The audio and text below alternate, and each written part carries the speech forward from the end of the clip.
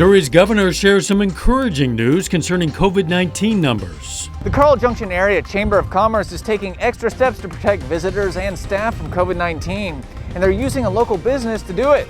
Details are coming up. The 4 states' most watched news starts now. Missouri's governor reports that COVID-19 numbers are on a downward trend. This is KOAM News at 10. In a news conference today, Governor Parson said the positivity rate for COVID-19 tests has dropped dramatically. On the COVID-19 front, we continue to make progress each day. Missouri's positivity rate is down to 9.3%, 15 points lower than a high of 24.4 in November. Hospitalization has significantly decreased as well. This is extremely encouraging news, and I want to again thank Missourians for their efforts. The governor today also said 600,000 Missourians will have received a vaccine by the end of this week. That number remains lower than expected. The governor says that's due to a supply issue. The governor said he addressed that issue with the president's office on a governor's call, and he expects to be remedied within a few weeks. The coronavirus has killed more than 455,000 Americans, according to Johns Hopkins University. As CBS News correspondent Michael George tells us, there may soon be another life-saving weapon in the war against the pandemic, a third COVID vaccine in the U.S. Johnson & Johnson asked the FDA for emergency approval of its single-dose vaccine. The J&J vaccine stays fresh for months in a conventional refrigerator, though in clinical trials it's shown to be not quite as effective as the Moderna and Pfizer vaccines. Across the U.S., people are lining up for their shots. It does provide me with some hope. Tomorrow, the iconic Yankee Stadium will become a mass COVID vaccination clinic for Bronx residents. The hope is to vaccinate 15,000 people in the first week.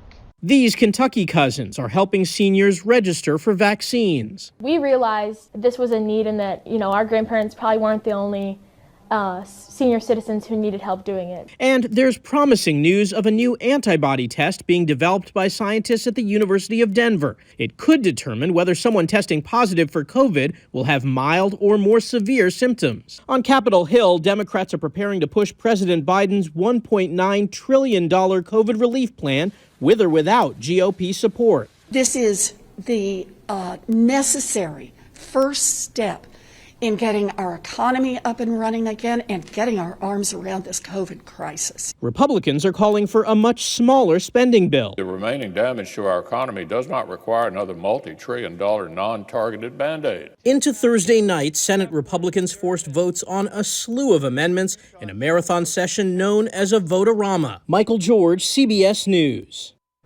President Biden says he wants to fulfill a campaign promise of $1,400 payments to Americans, but might be willing to negotiate over who qualifies. Checking in with Doug Heddy now. The temperature definitely trending downward, Doug. Yeah, we started the day into the 50s, and then a very strong cold front rolled through the area, and of course we had the winds all day long, so our temperatures dropped through the 40s into the 30s, but we had wind chill factors mainly into the 20s most of the afternoon, even though we did have the sunshine after we got rid of the clouds during the morning hours. Clear skies for us right now. Of course, it's cold. We're going to continue to have the clear skies sticking around throughout the overnight hours for us tonight. We do have additional storm systems kind of lining up out to the west, which will start to affect us by the weekend. Until then, we're on the quiet side. It's just cold. Most of us are sitting 30 to about 32. The winds are at least lighter than what we had earlier, but still makes it feel a little bit colder than what it actually is. We'll start the day into the upper 20s, but actually tomorrow looks like a pretty good day. Partly sunny skies, high temperature of 50, and then we get the changes rolling in. We're going to look at that here in just a bit. All right, we'll see you then. Thanks, Doug. The healthcare marketplace is reopened. For the first time due to COVID-19, you can now apply for health coverage through the marketplace outside of the standard enrollment period. Now, normally applying for coverage out of the enrollment period would require special circumstances such as a divorce or a birth, but now it's open to everyone. You have from February 15th until May 15th to apply in this special enrollment period. Joplin Area Chamber of Commerce members have a new tool to operate more efficiently. That tool is called the Chamber Academy. Members will find classes covering topics such as career development and sales and marketing. So now a small business owner can jump online, log in with their information, and access a class that may have taken place earlier in the day or a few weeks ago that they really wanted to see. The Chamber Academy is also open to non-chamber members for a fee. It's $19 per class. The Parsons Police Department seeks help from the KBI after the discovery of bone fragments. The police department says the fragments were found on South 13th Street, and the KBI believes they're skull fragments. They're working to identify the remains through DNA analysis. Legislation in Kansas aims to address backlogs in sexual assault kits. It would require all Kansas law enforcement agencies to adopt a written policy that says departments must submit all sexual assault kits to a forensic lab for analysis. It would also increase the number of years that unreported kits are retained by the KBI. The legislation is in response to a backlog of kits in the statewide inventory that had not been tested. More than 2,300 kits were discovered in a 2017 audit. The Missouri House and Senate are working in tandem on legislation to counter potential future federal gun laws. In the House, the bill is known as the Second Amendment Preservation Act. It seeks to invalidate federal laws or other actions deemed to infringe on a person's Second Amendment right to bear arms. The legislation would allow someone to sue police departments starting at $50,000. Opponents, including some police agencies, say that would amount to defunding the police. The state Senate is working on identical legislation. The U.S. House voted tonight to remove newly elected Congresswoman Marjorie Taylor Greene of Georgia from her committee assignments. The vote was 230 to 199. 11 Republican House members voted with Democrats to remove Greene from the Education and Labor and Budget committees. Greene spoke in her own defense on the House floor earlier in the day. She said she regrets past remarks that have been the subject of controversy in recent weeks.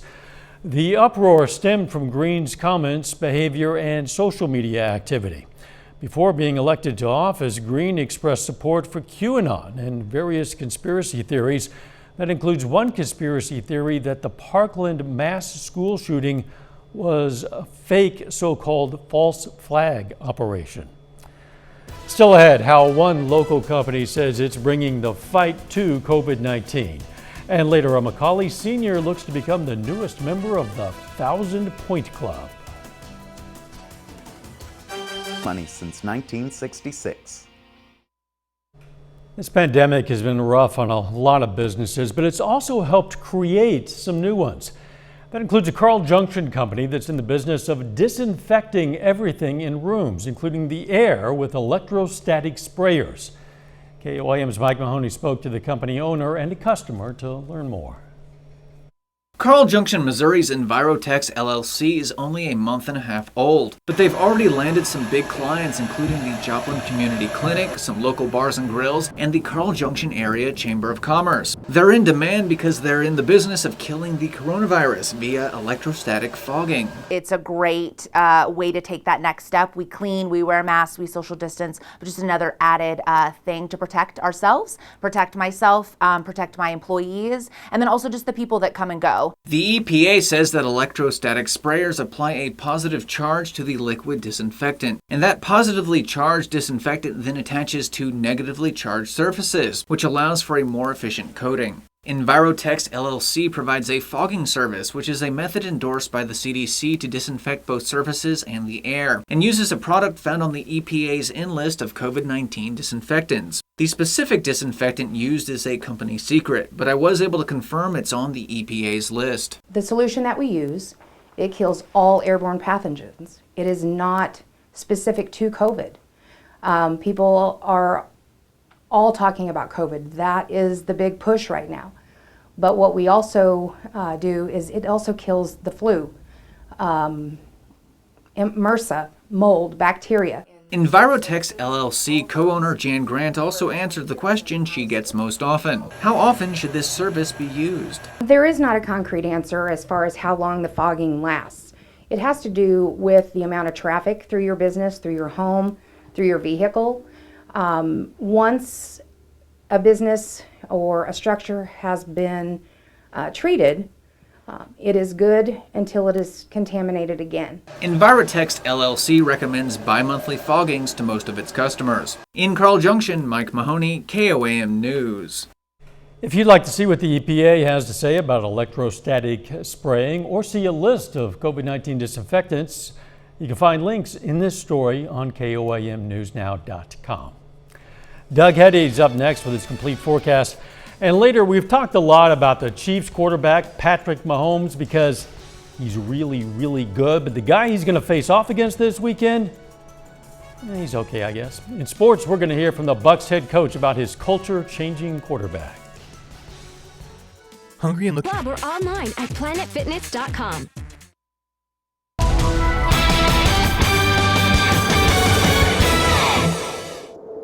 Well, it turned out to be a much colder evening for us. Our temperatures actually started into the 50s, but we had the clouds, had a few random showers, even had a couple flakes of snow across southwestern parts of Missouri, and then the winds picked up. Cold front rolled through, and of course, it felt much colder during the afternoon. Even though we had the sunshine, just our temperatures were dropping. Now we're sitting right around 30, 31. Thankfully, the winds aren't near as strong as what we had earlier today. We had winds gusting 30 to 35. Now they're kind of sitting at about 5 or 6, 7 miles per hour, but still, it's strong enough that it gives us a little bit of a wind chill, so it makes it feel like the upper 20s to near 30. I don't think we're going to drop off too much more from this point on, but still, it's obviously on the cold side. We have cleared out, clear skies across the region behind the quick-moving little storm system that rolled through during the morning hours. We're going to be fine tonight. Most of tomorrow looks pretty good. And then we have these storm systems lining up. Look at the train of clouds. You can take it really from about Denver to Billings, Vancouver, out through the Gulf of Alaska, and then wrapping all the way back toward Hawaii. That's about 7 or 8 little tiny waves. None of them are very strong, but it's 7 or 8 little tiny waves that are getting ready to roll in as we work through about the next 10 days or so. Tonight's going to be okay. We'll drop back upper 20s, just cold. So cold start if you are getting up early. 28 south winds, 5 to 10. We warm through the 20s, the 30s, 40s by noon. Should make it up to about 50 tomorrow afternoon. So tomorrow actually looks pretty good. Clouds increase tomorrow night. As we go into Saturday morning, our next little weak wave rolls in. I think we're going to be into the mid-30s. I think most of us will start as a little bit of light rain. Northern counties will quickly switch over to snow, or southern counties will stay as rain through most of the morning. Once we get to the back side of this wave, our temperatures, Arctic air is going to roll in, will quickly drop through the 20s into the teens, and we'll finish this little storm system with a little band of snow. As of right now, I don't think it's going to be a huge deal, but I do think we'll get some light accumulations. And then look at our temperatures by Sunday morning, all the way down into low to mid-teens. So it's definitely going to get much, much colder. We're going to have to play with these snowfall amounts as we head into tomorrow, because we're going to be right along this Arctic front. So our southern counties are going to be in the 50s. Northern counties will be in the teens. In the middle there, we got to find out where that rain-snow line is. But so we're just going to keep it at a dusting to 2 inches for tonight, mainly north of I-44. But those amounts definitely could go up and also could go down. Even on Super Bowl Sunday, we could get a few flurries. Another little wave pulls out late Monday into Tuesday. Another system late Tuesday into Wednesday. So you can see all these waves lining up. So we do have chances for wintry weather, and a lot of it over the next week. In fact, look at our temperatures. 50 tomorrow, 42 and dropping on Saturday. High temp at 20 on Tuesday. High temp at 23 on Wednesday. So it's significantly colder as we go through next week. I don't like the way it's trending, but it will bounce back eventually. That I am sure, Doug Heddy. That is true. That is definitely true. Thanks. Coming up in sports, Kansas City Chiefs are about to hit the road for Tampa Bay to play in Super Bowl 55. Plus, Pitch Day women aim to knock off one of the best teams in the country. Jacob Leonard has the highlights next.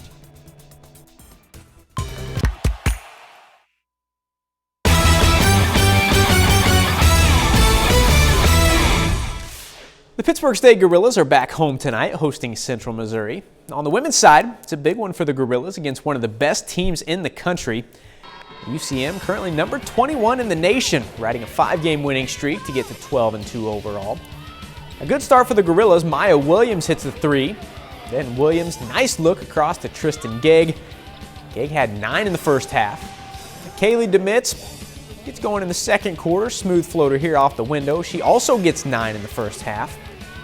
Girard Products' Sydney Crane made some big shots tonight. Finished with 10. Gorillas up 7 at half. The game tightened in the third. Gegg and the foul. Game high 26 for her. PSU 2-point lead going to the fourth. Grayson Holden, though, comes up big for Central. Scores there. Jennies take a 3-point lead. 22 tonight for Holden. Central hangs around and finishes it off 76-71. They just kept going to their post. They do to any team they play, not just against us, because like I said, they're freshmen and Nija, they're studs. I mean, they use them well and they're coached well as well, so it's tough when you have so many threats to guard. To the men's game now, Pitt State trying for its 4th straight win. First Central possession, they get a 3 late in the shot clock. Other end, love watching this dude play, man. Quentin Hardrick, tough drive. PSU, though, goes down 10 a few minutes in. They do get rolling, though. Martin Votes, open at the top of the key. Then RJ Forney, same thing, same spot. Ryan Pippins was the guy tonight, though. 3 here. Pippins finishes with 26. Gorillas make it 4 straight, 79-72. Missouri Southern Lions are also at home tonight for an MIAA doubleheader. The Lions hit the floor this evening against Lincoln in their first meeting of the season. Now, the Southern women aiming to sweep the season series after beating the Tigers by 16 in Jeff City earlier this year. The Lions playmakers struggle early in this one. Carly Turnbull scores. She was held to just 4 in the first half. And Nia Jackson stealing here, easy score. Lincoln capitalizes on the turnover. Anna Hall off the window there. She stepped up, 6 points all in the first half. Lions come out firing in the second half, though. Caitlin Honeycutt knocks down a 3 from the right side. There's another one from the right side. Then Carly Turnbull finds her rhythm. She finishes with 19 points, 5 boards. Big third quarter gets Southern by Lincoln 70-65. We came out that third quarter after playing a little lackluster in the first half and really played well in the third quarter. We got shots that we wanted. We missed a couple shots that I thought we could make. Well, I'm proud of the kids because they did. They fought and we found a way to win the basketball game. To the men now. Lions lost to Lincoln earlier this season, aiming to split the season series tonight. They started hot, like a 12-0 run. That one from Cam Martin there. RJ Smith getting up for the big two-handed jam. Other end, Jordan Camper for Lincoln adds a 3. Blue Tigers trying to climb back in it, but Martin not going to be stopped. 24 points, career high 21 rebounds. That's Kyle Young finishing on the break. Southern gets revenge on Lincoln tonight, 72-66. Macaulay High School senior Kaylee Teeter reaches a career milestone tonight. Teeter tops 1,000 career points with that free throw right there in the fourth quarter this evening against Lamar. Warriors won the game, by the way, 48-37. Now here's Teeter on joining the 1,000-point club. I was mainly worried about the win, 1,000 points.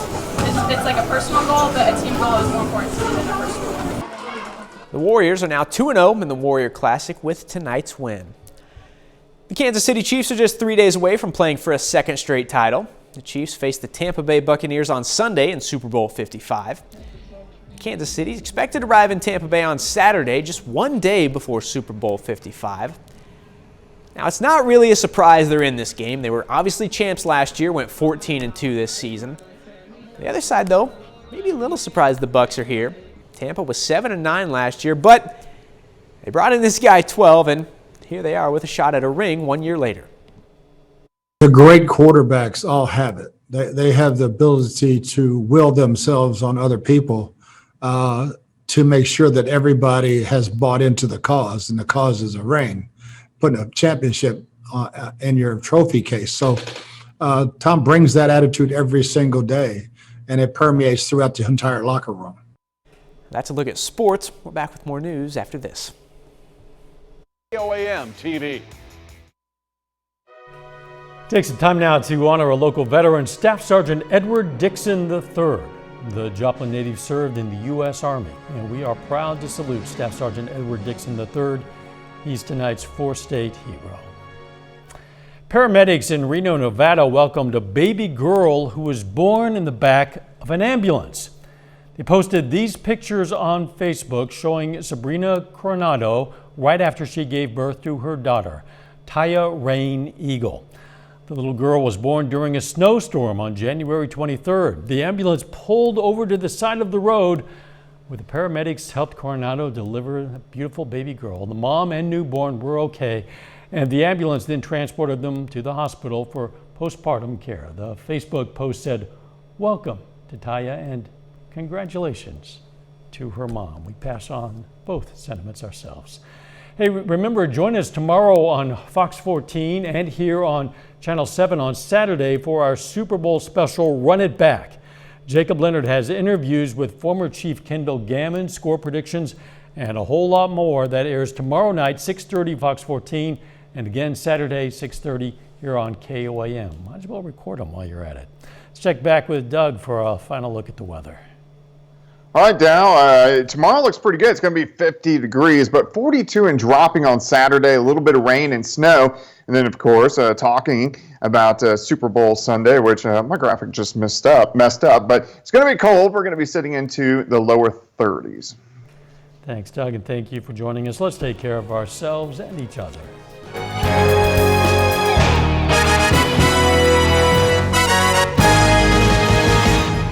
If you see news